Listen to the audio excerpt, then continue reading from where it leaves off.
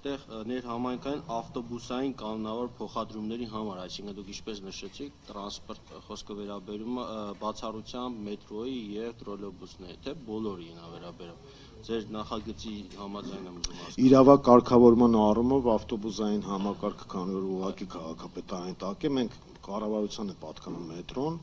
մենք չենք կարող այստեղ միանգամից նախագծի մեջ դա ներառել, դա ենթադրվում է իշխանության նախագծում էլ է դա ենթադրվել, դրա համար մենք առանձին տրանսպորտային ավտոբուսային համակարգին ենք անդրադարձել, բայց սրա ընդունումը ենթադրելու է նաև հետագա կարգավորումներ, որոշակի նորմատիվ կարգավորումներ, որովհետեւ միասնական տոմսային համակարգը աշխատի։ Ինչու եմ ասում, որովհետեւ հետո հետագայում երբ որ դուք առաջարկում եք, օրինակ բոլոր տրանսպորտը, գնում եք բոլոր տրանսպորտի օգտվելու դեպքում օրինակ 35,000 դրամ, օրինակ եմ, հա, եթե ասենք սա մեջ պաստորեն լինելու է մետրոնը եւ տրոլեյբուսը։ Այո, դա ուզում եմ ասել։ Դա լրացուցիչ կարգավորումներ է պահանջելու, բնականաբար։ Հիմա մեթոդաբանության մասով կուզենայի հարց ուղղել, հասկանալու համար առհասարակ ապրանքների ծառայությունների գների երկու հիմնական մեթոդ կա, որոշը մեկը շուկան է որոշում, մեկը ըստ մեթոդաբանության է որոշում, հա, սակագներն, օրինակ ջուրը, լույսը եւ այլն, այսինքն որոշակի մեթոդաբանության համաձայն է որոշում։ Դուք ըստ էության ոչ մեկն եք կիրառել, ոչ մյուսն եք կիրառել։ Հիմա ուզում եմ հասկանամ ձեր մեթոդաբանությունը ինչ սկզբունքների հիմա եք արել, դուք ոնց հասկացա դուք ինքներդ ամբողջական ծախսերի պատկերացումը կասկածի տակ եք դնում, հասույթը կասկածի տակ եք դնում, բայց առաջարկում եք օրինակ սակագներ։ Այսինքն այդ հանգամանքը կուզենայի հասկանալ ձեր բաղկամ ինչպես եք լուծում։ Ես նաև հետագայում ես իմ առաջարկությունները կներկայացնեմ, բարելավում։ Նպատակ չունեմ միայն քննադատել, նաև ուղղակի հասկանանք դուք ինչ ուղղությամբ եք էլի փորձում խնդիրը տանել։ Շատ լավ։ Տեսեք, մենք ելնում ենք այն ելակետային տվյալներից, որոնք կան։ Նույնիսկ մենք հարցումներ ենք արել, ավականին երբ որ հարցնում է, ասենք, տվյալներ է ուզում, ասենք, ուղևորափոխադրումների քանակի, ծախսերի եւ այլնի վերաբերյալ շատ խառը թվեր են ներկայացնում պաշտոնականները։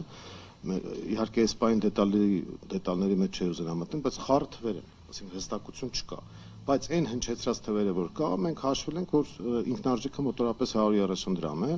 որտեղից փաստորեն 30 դրամը փոխհատուցում է համայնքը, բյուջեն, 100 դրամը վճարում է քաղաքացին։ Հիմա մեր մոտեցումը հետևյալն է, մենք չպետք է փոխենք գինը 100 դրամը, պետք է մնա 100 դրամ։ Եթե քաղաքացին ուզում է օգտվել տրանսպորտային համակարգից, ինքը պետք է այդ հնարավորությունը ունենա, տրոլեյբուսի դեպքում 50, մետրո ավտոբուս 100 դրամ։ Եթե քաղաքացին 4 եւ ավելի անգամ է օգտվում տրանսպորտային միջոցից, ինքը պետք է ստանա, այսպես ասած, բոնուսային հնարավորություն, օրինակ տարեկան կտրվածքով, եթե ինքը օրական 4 միջին օգտվելու է, մենք հաշվել ենք մոտորապես 25 դրամ է գալիս, այսինքն ինքնարժեք գինը շատ իջնում է, բայց ինքը նախապես է վճարելու դրա համար, այսինքն ելնելով այն համակարգից, որ ինքը փաստորեն ընտանիքի մի քանի անդամներ եթե վճարելու են, ասենք 105,000 դրամ կարող է կազմել։ Մենք հակառակ տրամաբանությունից ենք եկել, որ ինչքան էլ որ գինը ինքնարժեքը բարձր կամ ցածր լինի, մնացածը պետք է սուբսիդավորել ու ելակետային ենք վերցրել նաև Թբիլիսիի գները, այսինքն ելնում ենք Թբիլիսիի գներից նաև, որպես հարևան մայրաքաղաք, մենք ասում ենք մենք չենք կարող իրանցից թանկ անել մեկ, երկրորդը Թբիլիսին այդ բարեփոխումները իրականացրել է, եւ եթե այնտեղ ստացվել է դա, ուրեմն մենք էլ պետք է ձգտենք, որ այստեղ էլ ստացվի, որ մրցակցային առումով չզիջենք։ Պարոն Թևանյան, եթե ձեր հիմքը վերցնենք 130 դրամը, օրվա ընթացքում օրինակ մարդիկ միջինում օգտվում են 2 անգամ տրանսպորտից։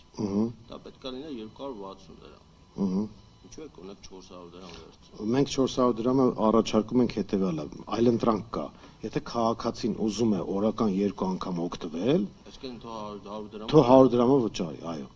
Եթե ինքը վճարելու է մեկ անգամ օգտվելու եւ վճարելու է 100 դրամ, մենք ասում ենք դա նորմալ է, այսինքն այսօրվա համակարգն է։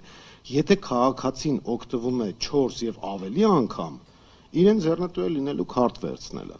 Այսինքն ինքը վերցնելու է քարտ եւ օգտվելու ավելի էժան, փաստորեն 100 դրամից։ Իմ կարծիքով ամեն դեպքում քաղաքացիները, այսինքն միջինում 2 անգամ են օգտվում, այնպես իր հաճույքի համար մարդ տրանսպորտ չի կարող նստի, հա, օրինակ գնա, ես այդպես եմ կարծում։ Եվ ձեր առաջարկած տարբերակով փաստորեն հին համակարգը ամբողջությամբ մնալու է գրեթե 100։ Գնային առումով այո։ Այսինքն մնալու է ու մարդկանց մեծ մասը քիչ հավանական է, որ ասենք կվերցնեն 4-ը, ինչ իմանա այդ օրը գնալու է այլ տեղեր թե չէ, էլի 100 դրամ կտա, հա, մեծ հաշվով։ Իսկ իմ կարծիքով ETS-ի դնեք, այն նախքի հիմնական այսպես մեծ մասը էլի շարունակել է օգտվել, այսինքն եւ դարձյալ ֆինանսական առումով այդ 130 դրամի հետ կապված լուրջ եթե դուք ընդունում եք այդ 30-ը, 30 դրամի հետ կապված էլի խնդիրը շարունակվելու ամենա։ Խնդիրում համար։ Տրանսպորտային համակարգի համար։ Եթե մենք սուբսիդիային կողմ ենք։ Սուբսիդիատար։ Այո։ Դե եկեք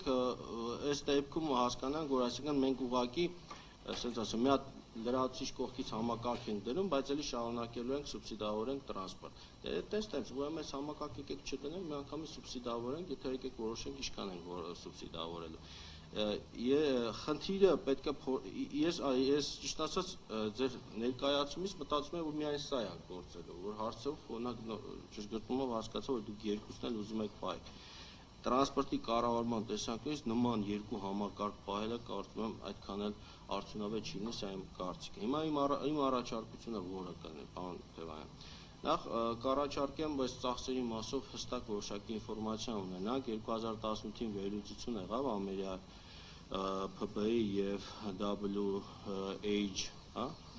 YAG կողմից եւ նրանք բավականին հետաքրքիր խորացան ցանցի, ծախսերի, ուղևորահոսքերի եւ այլն, այդ որպես բազային կարելի է նաեւ դա էլ վերցնել դիտարկել։ Ծախսերի մասով, ինչպես ճիշտ եք ասում, ավտոմեքենաները մի գծում շատ է, մի գծում քեշ, այդ հարցերը լուծել։ Եւ ամենակարևորը մեթոդաբանություն հաստատվի, տրանսպորտի սակագնի հաշվարկման մեթոդաբանություն, ոնց որ օրինակ գազի, լույսի, ջրի, չգիտեմ, օրինակ այդ մեթոդաբանությունն է որոշակի մեթոդաբանության հիման վրա հաշվարկի ծախսերը։ Ոչ թե հիմքը վերցնենք Վրաստանի տրանսպորտը, օրինակ Վրաստանում վառելիքը ավելի էժան է, քան մեզ մոտ, պարոն Եվանյան։ Ու հիմնականում այդպես է լինում։ Ինձ էլեկտրոտրանսպորտն էլ է շատ։ Այո, էլեկտրոտրանսպորտի հաշվին։ դա էլ է կարելի, այո, էլեկտրոտրանսպորտն էլ է այնտեղ ավելի շատ, քան այդ բանը։ Այսինքն իմ առաջարկությունը դա է, որ ավելի, եթե ուզում ենք այս հարցը լուծել, հա, պետք է փորձենք մեթոդական մասով, հա, սակագնի հաշվարկման որոշակի մեթոդաբանություն դնենք անհրաժեշտ ասույթի ապահովման սկզբունքի հիման վրա, եւ դրա հիման վրա նաեւ սակագները առաջարկենք։ Սա տարբերակ է։ Իսկ ձեր տարբերակով, հա, օրինակ, ասենց ասեմ, այս տարբերակի նույնիսկ ընդունվելու պարագայում ես մեծ հավանականություն եմ, մարդիկ էլի շարունակելու են 100 դրամով։ Ասեմ, տեսեք, մարդիկ կան նախ ուղևորափոխադրումների քարտեզը, որ դուք նայեք, բավական լուրջ օպտիմալացման եւ արդյունավետ դարձնելու տեղ կա, այսինքն մարդիկ որպես կանոն ծայրամասային, ասենք, եթե վերցնենք Չարբախ մասիվներ տրամաբանությամբ, իրենք հաստատ երկու տրանսպորտով գնալու են, երկուսով հետ կան, այսինքն 4 եւ ավելի անգամ լինում։ Սա մեկ օրվա տրամաբանության շրջանակներում, իսկ եթե 7 օրվանը դուք նայեք արդեն մեր առաջարկածը 2000 դրամով ինքը կազմում է 20 ուղևորած փոխադրում։ Ճիշտ է, շաբաթական եթե ինքը նույնիսկ ասենք 3 անգամ օգտվի, ավելի ձեռնտու կլինի այդ քարտից օգտվել։ Այսինքն մարդը ընտրության հնարավորություն է ունենում։ Ինքը կամ վճարելու է 100 դրամ, կամ օգտվելու է քարտային համակարգից։ Մենք ելնում ենք այն տրամաբանությունից, նաև առաջարկել ենք, որ հունվարի 1-ից մտնի 25 թվականի, որ մինչև տրանսպորտային համակարգի բարեփոխում չիրականացվի, այն կետերը, որ մենք նշում ենք, ընդհանրապես իմաստ չունի գների փոփոխություն անելը, որովհետև միայն ավտոբուս բերելը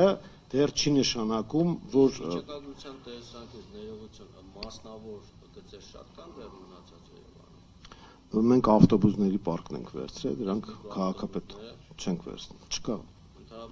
Մենք առաջարկում ենք այդ